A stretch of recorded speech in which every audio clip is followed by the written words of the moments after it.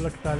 Mi nombre es Jorge Barrera, soy antropólogo social y en esta ocasión vamos a continuar con el área de ciencias sociales para tu examen 286 y en esta ocasión vamos a tocar el tema o la materia de lo que es economía.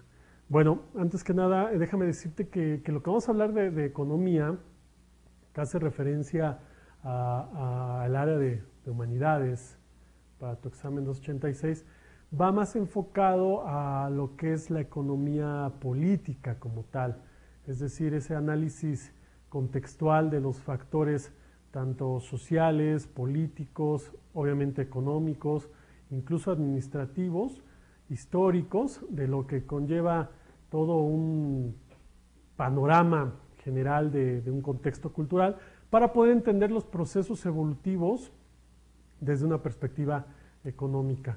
Esta parte de economía, te repito, lo puedes encontrar como economía política. Ok, bueno, para esto vamos a iniciar hablando sobre lo que es el objetivo general de esta sección, que es contar con las herramientas necesarias que permitan interactuar en forma activa en la estructura económica, política y social del país, así como generar en el individuo una capacidad de análisis en el entorno. Es decir, vamos a analizar esta parte económica, político, social, histórica de lo que hace referencia a nuestro país, partiendo de preceptos generales, preceptos globales que se manejan en el argot económico, pero aterrizándolos en nuestro contexto social que es México. Y el objetivo particular es comparar y analizar los fundamentos de las diferentes concepciones teóricas para el análisis de la estructura socioeconómica. Ok, para esto vamos a iniciar hablando de los fundamentos teóricos que se necesitan para el estudio de esta estructura socioeconómica o de la economía política o incluso las bases de la economía, como le quieras llamar, como se te haga más fácil.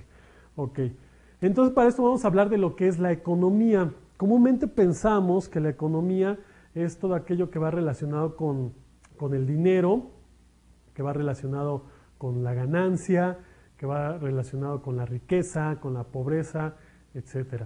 Pero déjame decirte que eso sería una mínima parte de lo que es en sí la economía, ya que la economía es una ciencia más amplia, es un eje fundamental de toda sociedad, de toda cultura, incluso en los tiempos contemporáneos, todo va a girar en torno a lo que es la economía.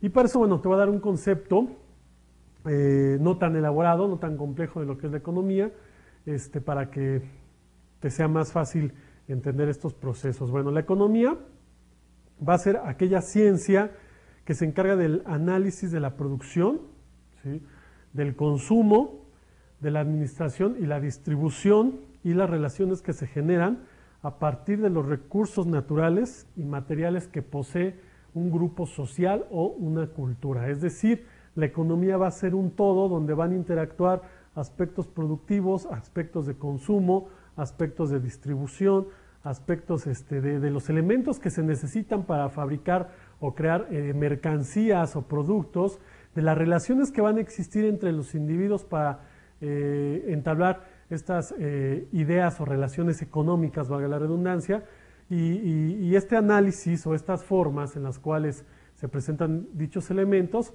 va a ser lo que es netamente la economía. Como te podrás dar cuenta que la economía es una ciencia todavía que va más allá, más profunda de lo que es nada más el dinero, de lo que es nada más la riqueza o la pobreza. Ok, ahora, todo eje económico, toda idea económica, social, política, histórica y demás, va a girar en torno a dos elementos fundamentales que nos marca la propia economía política. Esto va a ser lo que es la llamada estructura. ¿Qué es una estructura? Una estructura, desde la perspectiva económica, va a ser un eje fundamental. Este eje fundamental va a ser la raíz, va a ser la fuente, va a ser la esencia de todo grupo social, de todo grupo cultural, ¿sí? Representado desde la ideología de la economía política, esta estructura, este eje central, va a ser la propia economía. Es decir, la economía sirve como un pilar fundamental para que un grupo social, para que un grupo cultural, pues evolucione, se desarrolle, o por qué no decirlo, también desaparezca, o sea absorbido, fusionado o conquistado por otro grupo cultural o por otro grupo social.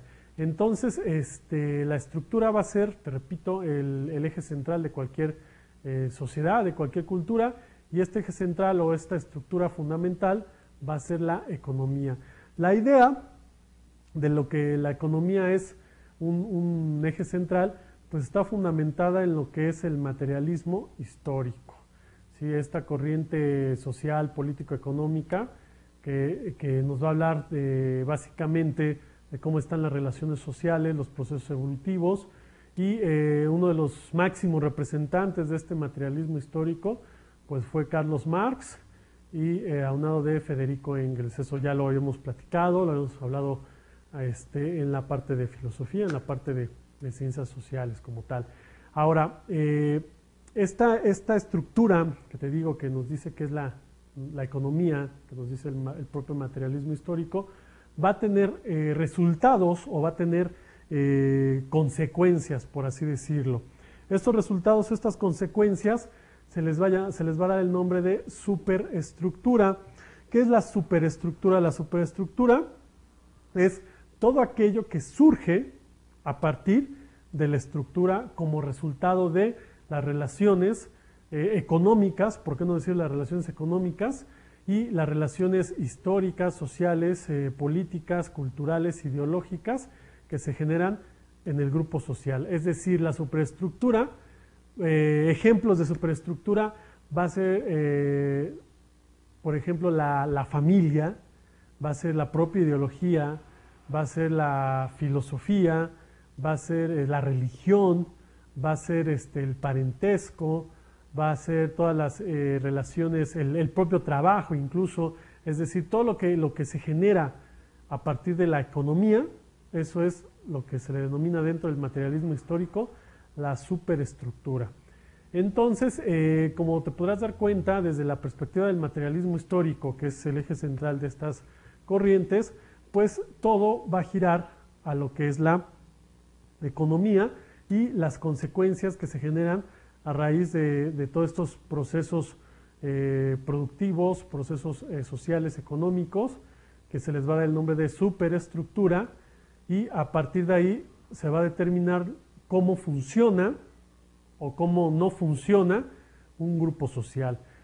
A partir de ahí, de este materialismo histórico, de esta corriente de pensamiento, vamos a poder entender estos procesos evolutivos, estos procesos de sometimiento en algunos casos, y estas tendencias, o poder vaticinar las tendencias sociales que se generan a raíz de estas relaciones económicas. Te puedas preguntar, bueno, es muy cuadrado, muy radical, que toda la parte de una sociedad, de unas relaciones humanas, pues se generen a partir de la economía. Te voy a decir, por ejemplo, rápidamente o brevemente, que para el materialismo histórico, para esta vertiente económica, por ejemplo, ideas como la cuestión de la espiritualidad o de la esencia humana, pues no existen como tal, porque al final de cuentas solamente va a existir lo que es plausible, lo que se ve, lo que es tangible. Y lo que se ve, lo que es plausible, pues va a ser todo lo que sea resultado de estas relaciones económicas. Así de radical es esta postura del materialismo histórico. Solamente va a validar todo aquello que es observable, medible, cuantificable, ¿sí? Todo aquello que es tangible. Por lo tanto, la economía, partiendo de esta perspectiva del materialismo histórico, pues va a ser la ciencia que le va a dar respuesta a todas estas características que se necesitan para poder comprender una sociedad, poder comprender al individuo, poder comprender sus procesos evolutivos, poder comprender sus formas de relación social, poder comprender sus estatus, su rol, etc. Ok. Ahora, desde esta perspectiva económica van a existir elementos fundamentales para poder determinar a los grupos sociales. Estos elementos fundamentales que determinan a los grupos sociales, principalmente está lo que es la producción. La producción va a ser el proceso más importante de la economía, ¿sí? Es decir, va a ser la esencia, por llamarlo así, de lo que es la economía como tal. Y ahora esta producción viene acompañada de, como se le llama, el binomio económico, que es el consumo. Es decir, no puede haber sociedades, no puede haber individuos que solamente produzcan, ¿sí? Y que no consuman.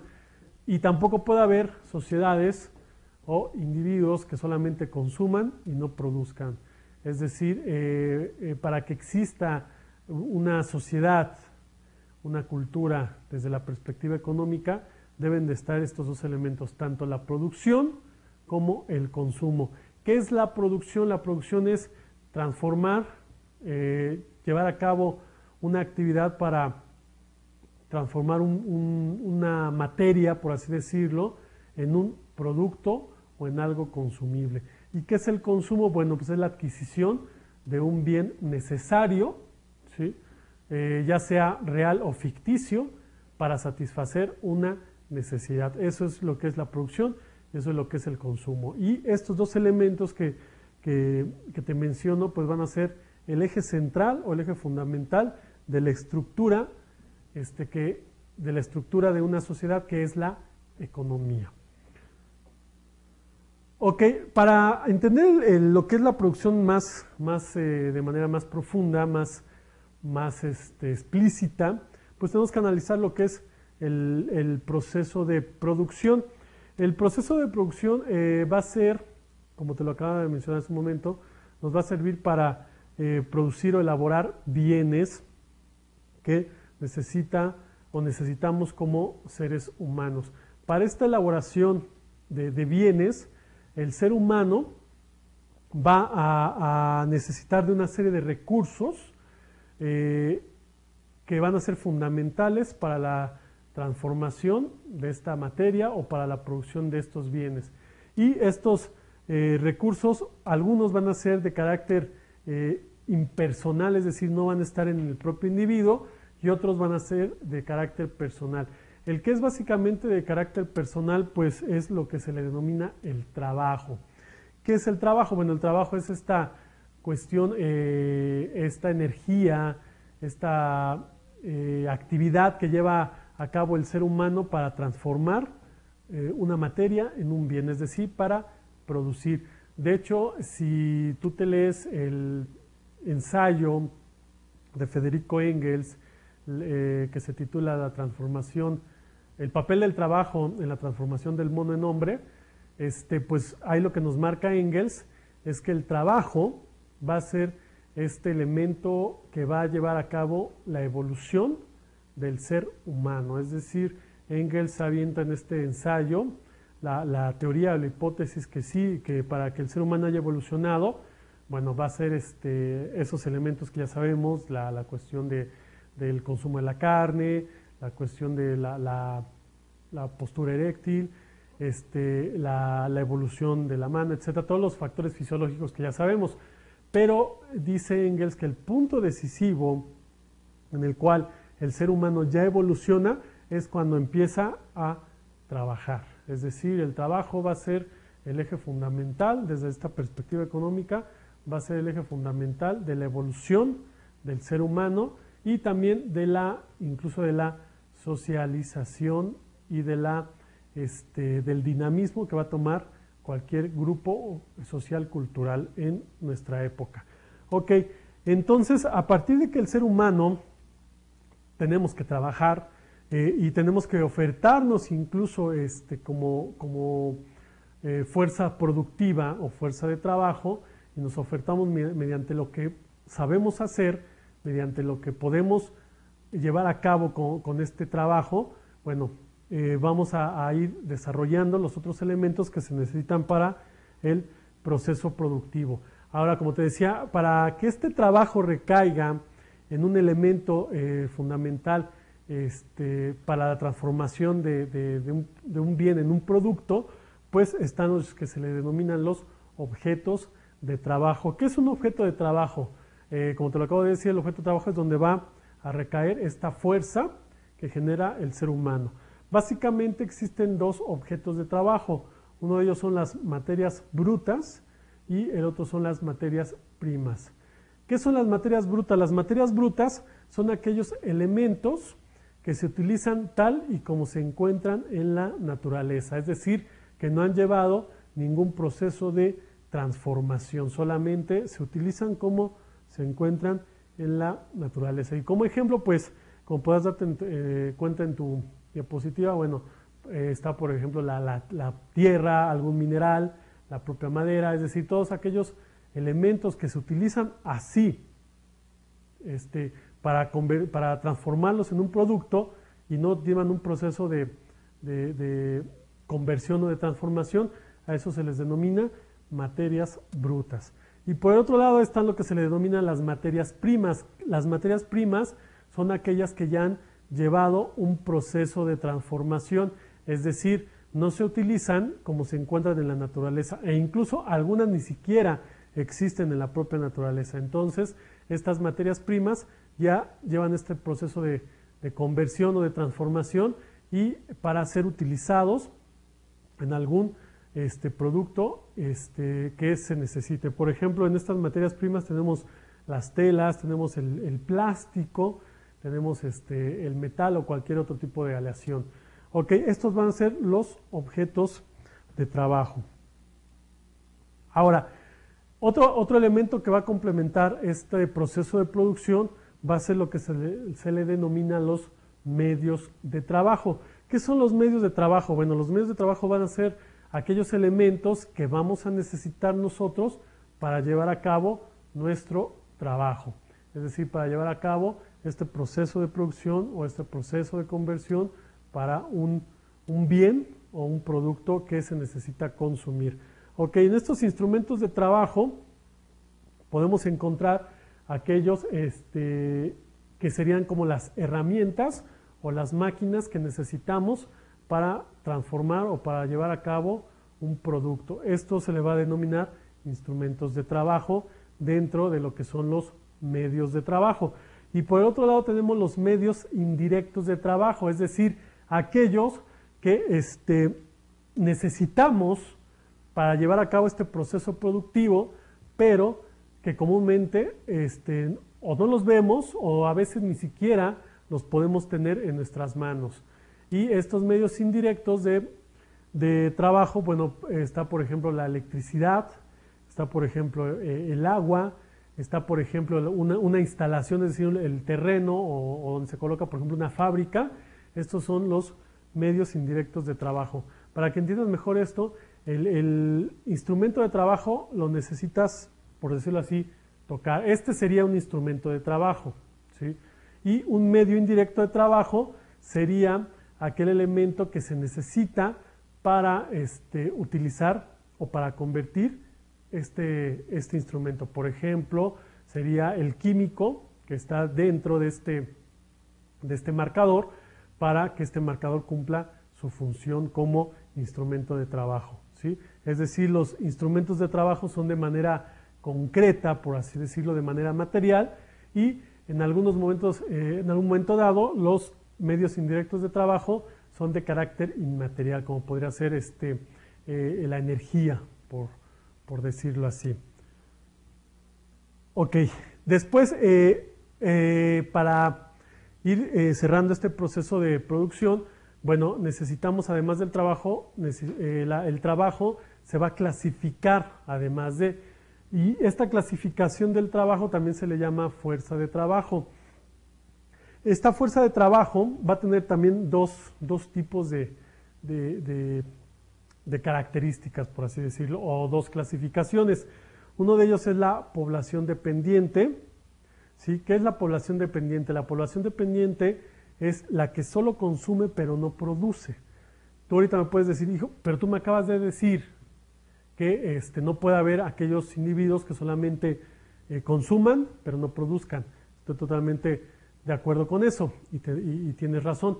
Pero en la población dependiente es aquella que todavía está en un margen, en una escala, en la cual solamente es, como su nombre lo dice, dependiente de otros individuos sociales para su supervivencia, o incluso sí su sobrevivencia económica, por llamarlo así. Es decir, te voy a dar un ejemplo más claro. Esta población dependiente podrían ser los niños, ¿sí? Los niños son aquellos individuos en los cuales van a depender de los adultos para poder supervivir.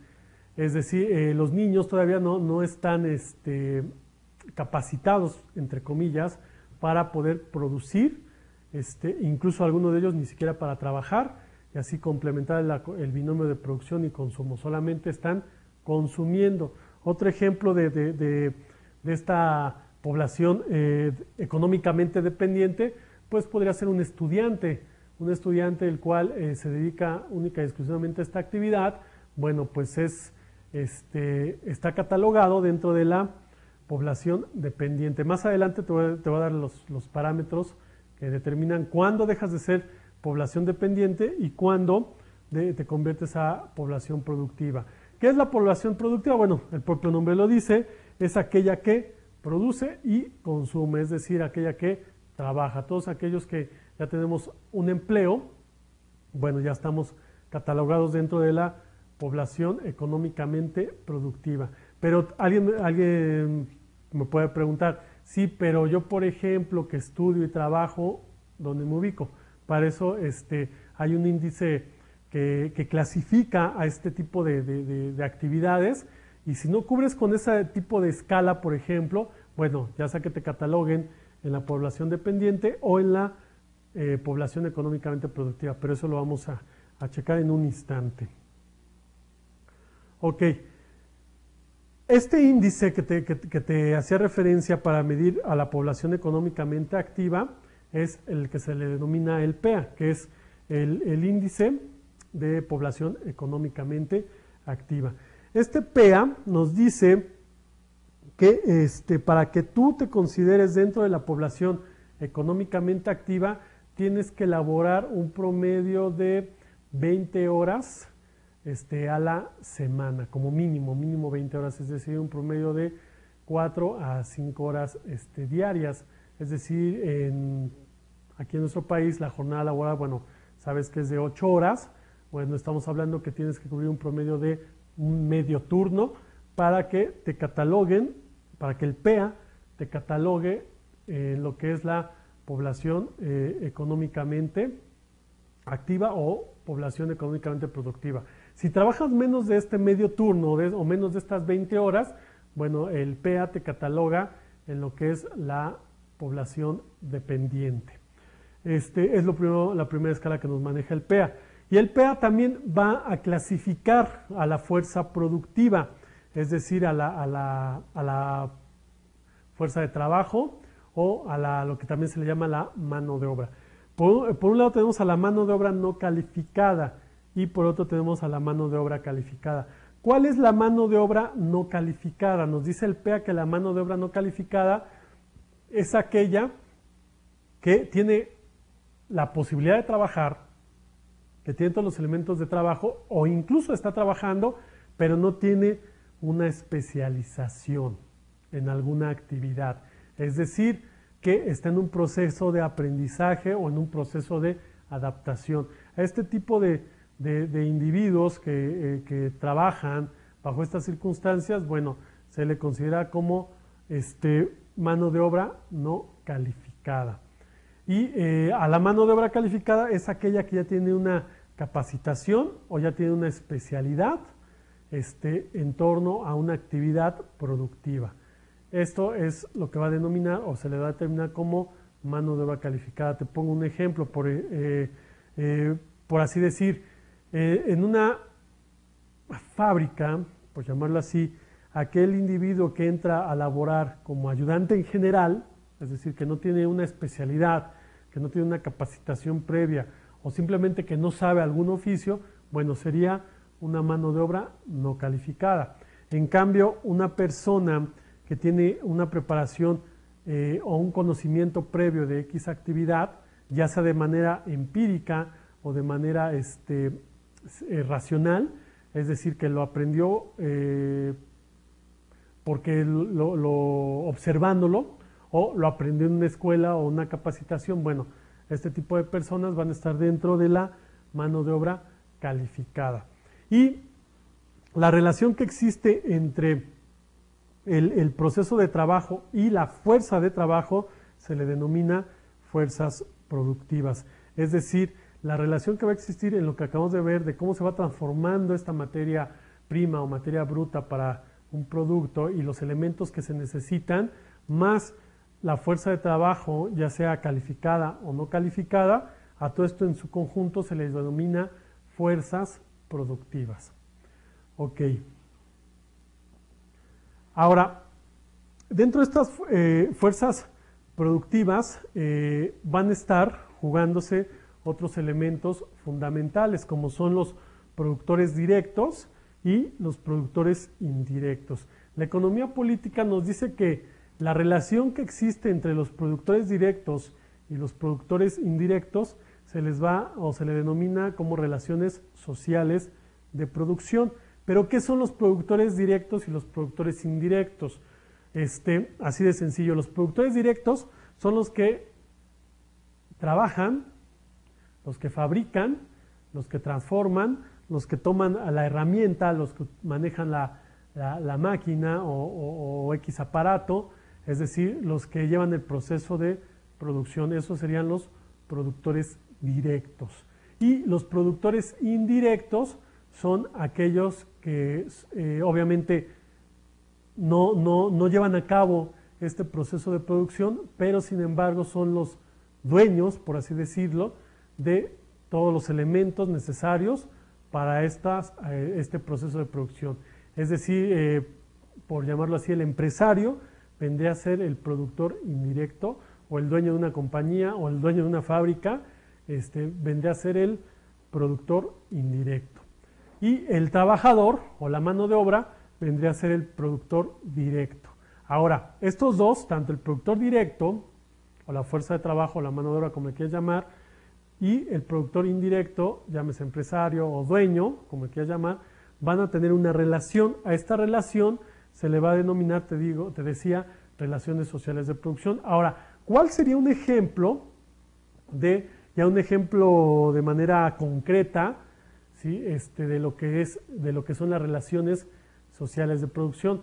Bueno, un ejemplo de manera concreta de estas relaciones sociales de producción estaría determinada en el contrato de trabajo. Es decir, ¿qué es un contrato de trabajo desde la perspectiva económica, política? Bueno, pues el contrato de trabajo es la manifestación de manera concreta, de manera tangible, de manera real, de lo que son las relaciones sociales de producción, porque en el contrato de trabajo es sabido que están marcados los parámetros en los cuales tú como productor directo vas a llevar a cabo una serie de actividades, ¿sí? que te competen a un medio de producción, y el productor indirecto te está contratando, te está entrando en un trato contigo para que tú llegues a ejercer tu fuerza productiva en una transformación de una materia o en la fabricación o creación de un bien. Eso sería una explicación muy pueril hasta cierto punto de lo que vendría a ser un contrato o una relación social de producción. Ahora, en esta diapositiva, bueno, te estoy englobando todo lo que es ya de manera más general lo que acabamos de platicar. El proceso de producción, bueno, el proceso de producción está mediante que son, por un lado tenemos los medios de producción. Ya vimos que los medios de producción están los llamados objetos de trabajo, Y dentro de los objetos de trabajo, bueno, están lo que son las materias primas y las materias brutas. Y por el otro lado, dentro de estos medios de producción están los llamados medios de trabajo, y el medio de trabajo es el instrumento de trabajo y los medios indirectos. Entonces, esto es lo que sería dentro de los medios de producción. Y por otro lado, tenemos lo que es la fuerza de trabajo, que la fuerza de trabajo, bueno, está clasificada en lo que es la fuerza de trabajo calificada y no calificada. Ahora, un concepto de trabajo desde esta perspectiva económica, social o económica política, bueno, pues el trabajo es aquella actividad o esfuerzo físico o mental, o ambos, ¿sí? Que lleva a cabo un individuo a cambio de una remuneración económica. Esta remuneración económica nosotros la llamaríamos salario, por así decirlo. Este sería lo que es el concepto de trabajo dentro de esta perspectiva económica, dentro de estos procesos de producción. Te repito, el trabajo es aquel esfuerzo físico o mental, o ambos, que lleva a cabo un individuo a cambio de una remuneración económica. Ok. Ahora, para ir entendiendo, ya vimos brevemente lo que son las bases teóricas, los elementos necesarios para poder comprender este proceso económico, pero estos procesos económicos no siempre fueron como los conocemos en la actualidad, es decir, que existió un trabajo, existió un salario, existió un contrato, etcétera, sino hubo un proceso evolutivo. A este proceso evolutivo, bueno, la economía política los llama modos de producción. ¿Qué es el modo de producción? Partiendo de esta corriente del materialismo histórico, el materialismo histórico ha encontrado diferentes fases, diferentes periodos de desarrollo y evolución de los grupos sociales o de la humanidad, que comparten características fundamentales de las relaciones de producción y consecuentemente de la estructura de la sociedad, es decir, de la propia economía. A estos momentos que ha vivido la humanidad o los grupos sociales, que van a mostrarnos el desarrollo o este proceso evolutivo económico dentro de la propia estructura económica y de la superestructura, se le denominan modos de producción. Es decir, pocas palabras o ya más sintetizado, el modo de producción va a ser el cómo ha ido evolucionando el ser humano o las sociedades desde una perspectiva netamente económica, histórica, social y política, ¿sí? Para poder entender el cómo llegamos a este mundo contemporáneo desde una perspectiva netamente económica. Ok, entonces el primer modo de producción se le denomina el comunismo primitivo. En el comunismo primitivo, los medios de producción, ya sabes lo que son los medios de producción, están integrados por sencillas herramientas de trabajo. Es decir, por ejemplo, piedras, palos, ¿sí? Algún elemento, no sé, algún hueso tal vez de algún animal. Entonces, estos son las sencillas herramientas de trabajo dentro del comunismo primitivo.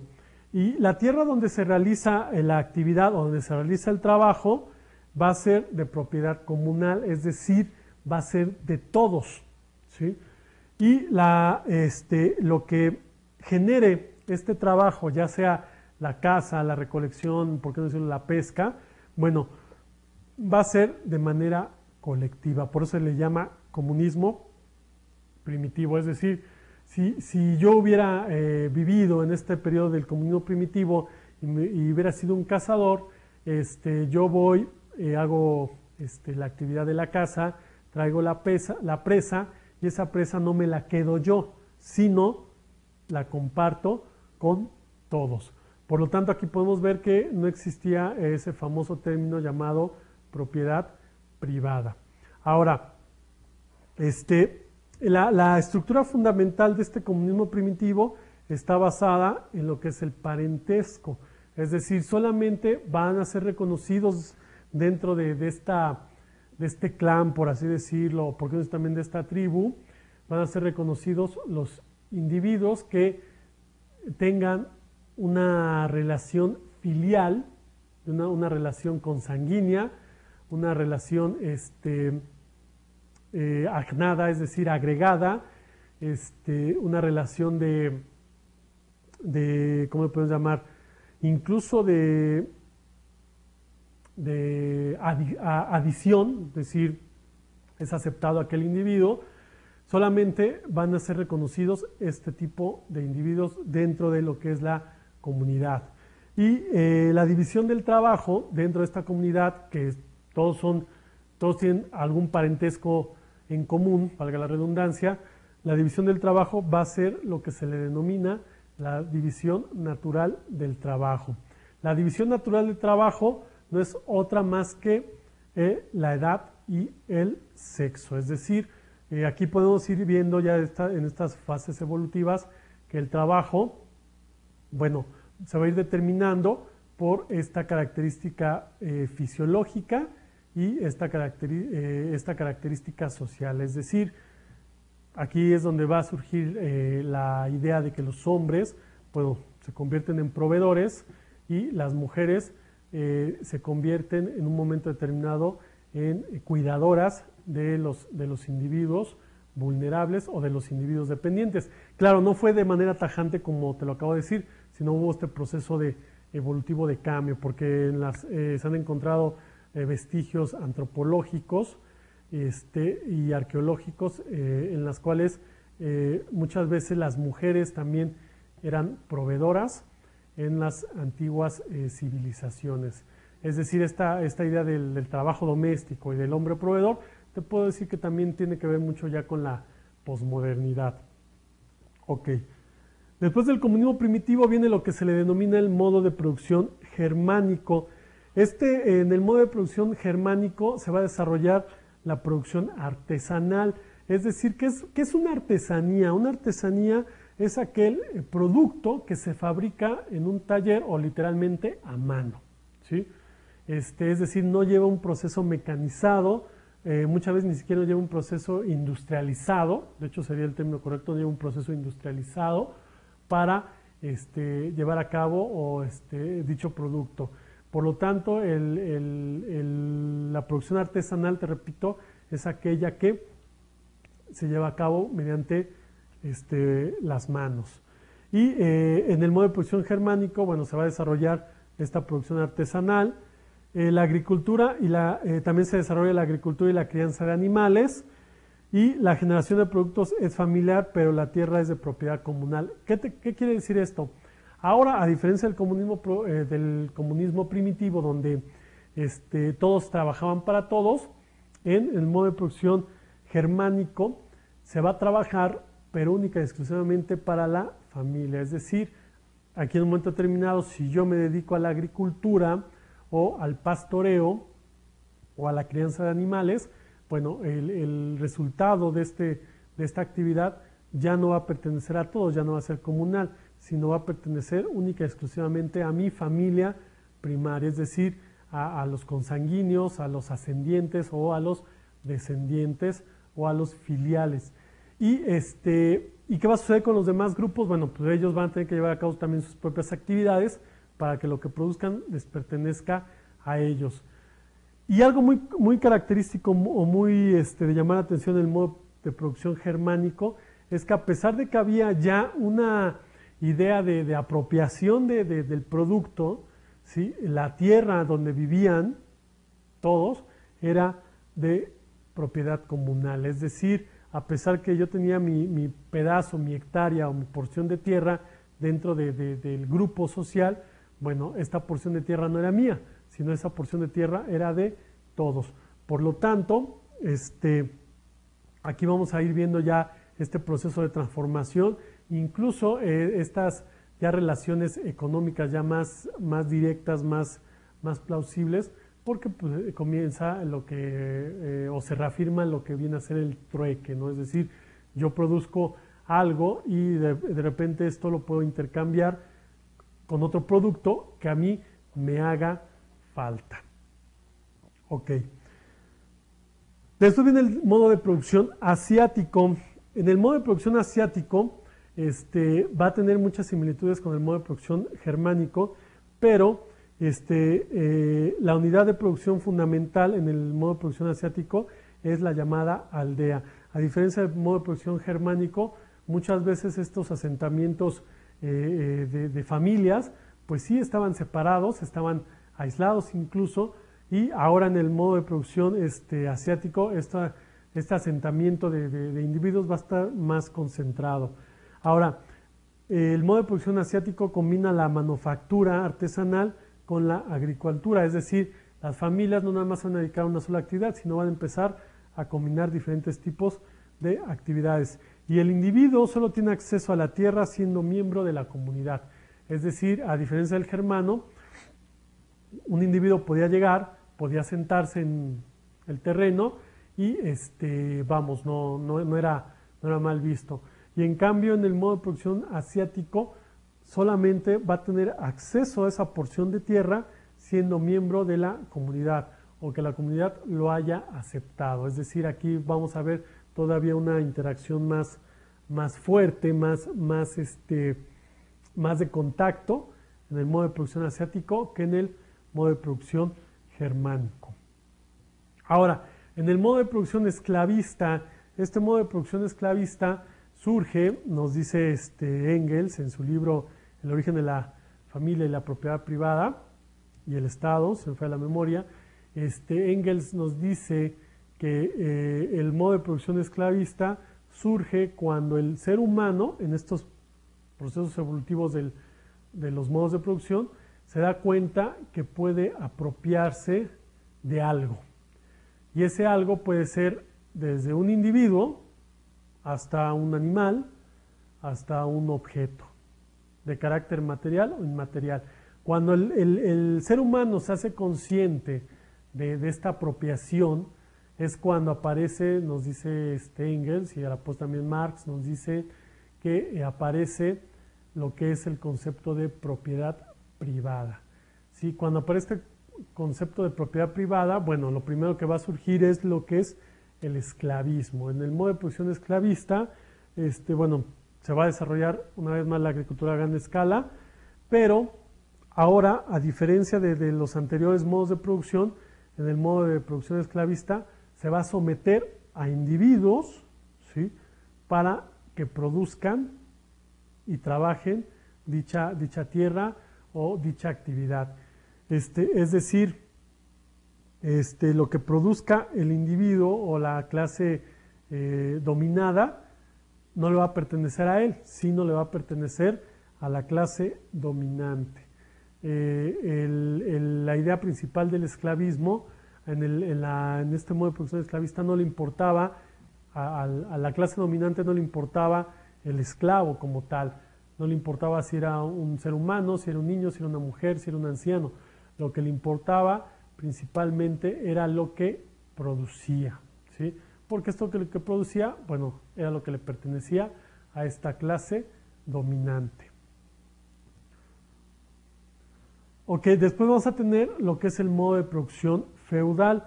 Bueno, aquí ya hemos hablado de este modo de producción feudal, o lo que era el feudalismo.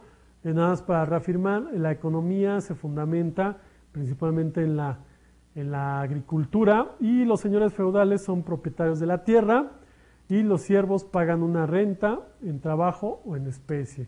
Hay que recordar que, bueno, en estas clases sociales o en este modo de producción feudal, bueno, pues eran inamovibles, ¿sí? Si nacías siervo, posiblemente ibas a morir siervo, si nacías feudo, ibas a morir feudo, y así sucesivamente. Y hay que recordar que el feudalismo, bueno, surge cuando se fusiona el modo de producción germano o la civilización germana con el modo de producción esclavista, representado en esas épocas principalmente por Roma. Ok, después del modo de producción feudal, bueno, ya también hemos platicado que viene esta transición al mercantilismo. Lo que importa en el mercantilismo, bueno, pues qué qué sociedad o qué país o qué economía es la más rica y va a dar como resultado el modo de producción capitalista, que también ya hemos platicado de él. El modo de producción capitalista lo que importa es esta recapitalización del capital, lo que importa es acrecentar la riqueza, hay clases sociales muy marcadas, muy determinadas, lo que importa también es adquirir propiedad privada, ¿sí? o bienes a consta de lo que fuere. Entonces, viene a ser el eje central del capitalismo dentro de este modo de producción. El modo de producción socialista también hemos platicado de él, donde en este modo de producción, a diferencia del capitalismo, no existe la propiedad privada, el Estado va a garantizar el bienestar social de todos los agremiados, es decir, de todos los ciudadanos. Las fuerzas productivas trabajan para las propias fuerzas productivas, es decir, para la evolución de la propia sociedad. No existe una distinción de clases, en teoría, y todos van encaminados hacia un mismo eje, que es la evolución social. Estas serían las características del modo de producción socialista. El neoliberalismo como modo de producción, también ya lo hemos platicado, pues es el modo de producción que nos rige hasta nuestros días, se va a caracterizar principalmente por el desarrollo acelerado de tecnologías, ¿sí? Se va a caracterizar por una necesidad fundamental, una necesidad constante de consumo, sí de producción, pero más de consumo. Los productos generados en el modo de producción neoliberal no van a tener un corto tiempo de utilidad, es decir, un lapso mínimo de vida útil, por llamarlo así, para que así orillar a este consumo exacerbado. Este neoliberalismo, ya lo hemos platicado, se va a apoyar mucho sobre lo que son la idea de la globalización, es decir, que todas las economías giren bajo una misma ideología. Van a existir diferentes tipos de sociedades, por llamarlo así, aquellas sociedades capitalistas o aquellas sociedades empresariales, donde van a ir llevando las pautas económicas para aquellas sociedades maquiladoras o aquellas sociedades que trabajen para estas sociedades empresariales o estas sociedades ricas, por llamarlas así. La educación en el modelo neoliberalista o en el modo de producción neoliberalista, pues la educación va a ir encaminada principalmente a crear individuos que tengan o que sean una mano de obra calificada, así literalmente como lo explican la economía política. Se necesitan individuos que tengan aquel conocimiento para clasificarlos dentro de la mano de obra calificada. Y el problema del modo de producción neoliberal son de repente ¿cómo podemos llamar?